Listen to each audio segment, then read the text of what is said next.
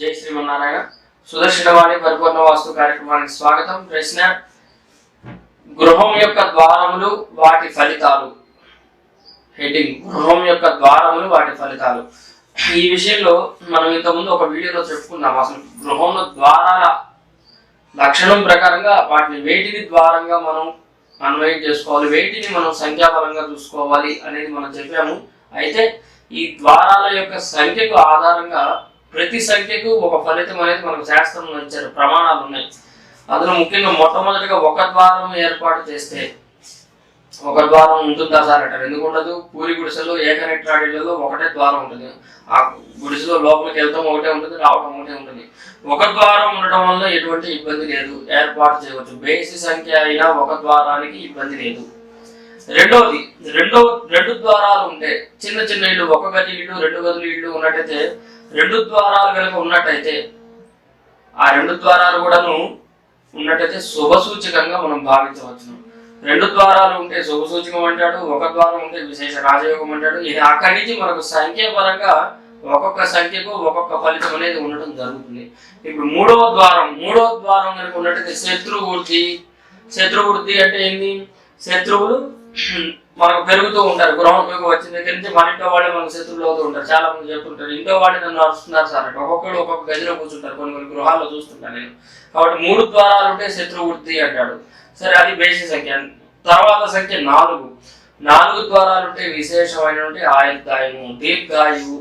అంటే గృహంలో ఉండే వర్గుల ప్రకారంగా ఆయుర్దాయం కాకుండా అసలు ద్వారాల సంఖ్యలో కూడా 4 అనేది, 4 దిక్కులకి 4 ద్వారాలు ఉండాలంటారు అసలు మామూలుగా. కాబట్టి 4 ద్వారాలు ఉంటే విశేష దీర్ఘాయువు, గృహంలో బలం ఉంటుంది. దీర్ఘాయువు ఎప్పుడైతే ఉంటుందో ఆరోగ్యాలు బాగుంటాయి అంటాడు. తర్వాత 5వ ద్వారం అంటే 5 ద్వారాలు, 5 గడపలతో కూడుకున్న ద్వారాలు ఉంటే రోగము, మృత్యు, భయము అంటే యజమానికి అనారోగ్యాలు వస్తుంది. కాబట్టి 5 ద్వారాలు అసలు ఎక్కడ పెట్టకూడదు. గడపలతో కూడుకున్నవి, నేను మళ్ళీ చెప్తున్నాను, చాలా మంది కన్ఫ్యూజ్ అవుతున్నారు, అవ్వవద్దు. 5 ద్వారాలు ఉంటే రోగము, మృత్యు, భయం అంటాడు.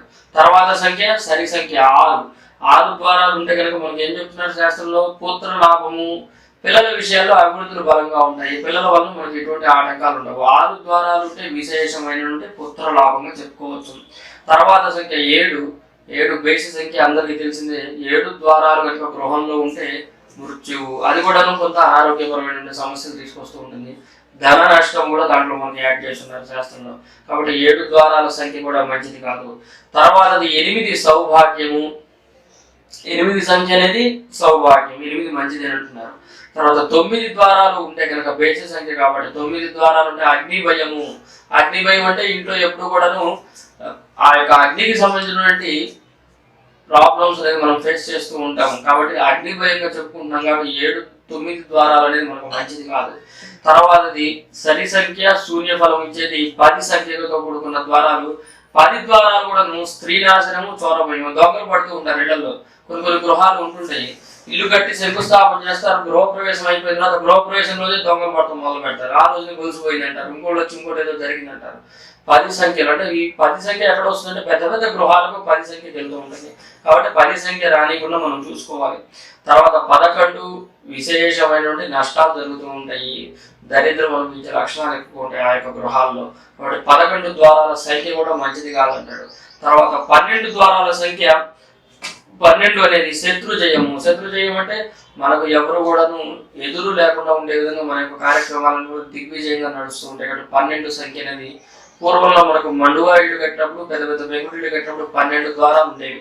12, 14, 16 చూడండి. 12 ఉంటే శత్రు జయం అంటాడు, 14 ఉంటే సంపద అంటాడు, 16 అంటే శుభప్రదం అంటాడు. మధ్యలో వచ్చింది 13 సంఖ్య ఏమైంది? శీఘ్రం మారడం, మళ్ళీ శీఘ్ర అనారోగ్యాలు వెళ్ళిపోతూ ఉంటుంది 13.